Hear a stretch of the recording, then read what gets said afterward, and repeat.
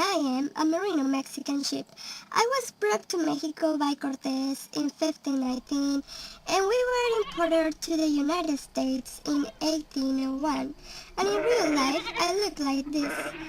Muy handsome, very guapo, ¿verdad? Okay, today I'm going to talk a little about me. So let me start from the beginning of my history. So this is my mom and my dad. My mom is a girl, obviously, and all adult female sheep are known as ewes, ovejas. And my dad is a macho, so he's known as a ram, as all adult male sheep. So one day they decide to have a baby, which is me, Pancho, and I am known as a lamb, as all young sheep. I was born by natural breeding. There are two ways of natural breeding. One is pasture breeding, and this is when the male physically mounts the female and deposits semen on his own. And the other way is hand breeding, and this is when females are kept separately from males, then the males are brought to females in heat and allowed to mount by the breeder. And the breeder controls both animals at all times. So yeah, I was born by pasture breeding. There are also other ways to reproduce ourselves. Let me talk about the other ways, okay? One is artificial insemination, which is the introduction of semen into females' use vaginas. Also, you can breed us by embryo transfer. This is when you put the egg and the semen together and introduce it into the used vagina.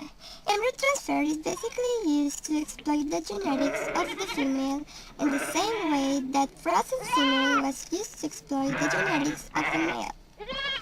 And the last one is by cloning, when cells or organisms are genetically identical to each other. There is a very complex technique of breeding. And don't think that because you clone a sheep, you are going to have another identical sheep of the same age at that moment. Okay, let me explain it to you very quickly so you can understand it. Okay, see. We have this ram here, which is A, let's call him Jorge, and we also have this U, which is B, and she's gonna be Claudia Maria Guadalupe de la Rosa Juarez. So we take a body cell from Jorge, and the DNA is extracted, and then an egg cell is taken from Claudia Maria Guadalupe de la Rosa Juarez, and the nucleus is removed from the egg cell. And after that, the DNA from Jorge is fused with the egg cell from Claudia Maria Guadalupe de la Rosa Juarez, and therefore the fused cell develops into an embryo which is placed in the uterus of a foster mother, sheep C, and I'm going to call her La Juana. So La Juana is going to keep the embryo for around 5 months, and finally the little Jorgito is gonna come out. So as you can see, the clone of Jorge is not of the same age and shape yet, but they are genetically identical to each other. And that is why they are clones, because they are identical. Okay, you see? And so yeah, I was telling you, when my parents decided to have a baby, it went up as my mom had a gestation period of 5 months, and then she gave birth to a beautiful machito lamb, me, Pancho. And the first thing that I did when I was born was to look and know my body and the body of my parents. So let's give a look to this picture so you can know the parts of the shape. Let me go really quickly to some of them. The muscle, the forward projecting part of the head, the dukla, the vestigial digit of foot, the pole, which is the top of the head, and the loins, which are the sides between the lower ribs and the pelvis. Y bueno, pues, these are the reproductive system of a ewe and a ram. And let's give a look so you can see how they look inside. And once I knew my body parts, I have to learn other things like my temperature, that it's 109.9 to 103.8 Fahrenheit, my pulse rate, which is 70 to 80 heartbeats per minute and my respiration rate, which is 12 to 20 breaths per minute. And I also have to learn what to eat.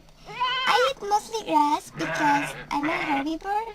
I also learned that I am a mammal, that my lifespan is from 5 to 10 years, that my weight is from 140 to 300 pounds, and that my scientific name is Ovaris aries.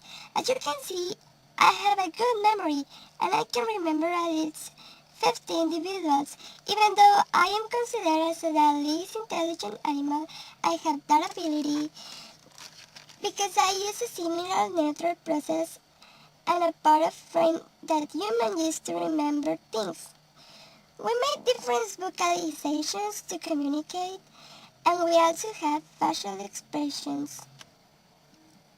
And even we are not self-medicate because we eat specific plants, it is also important to farmers to keep us healthy because we can get sick easily and get some of these diseases as blue tongue, enterotoxemia, food abscess, mastitis, and pneumonia.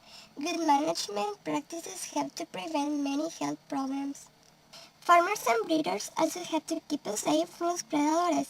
Si un predador penetrates our flight zone, we can turn all crazy and scared. Let me show you how this happens. So we have this coyote here, and the coyote enters to our flight zone.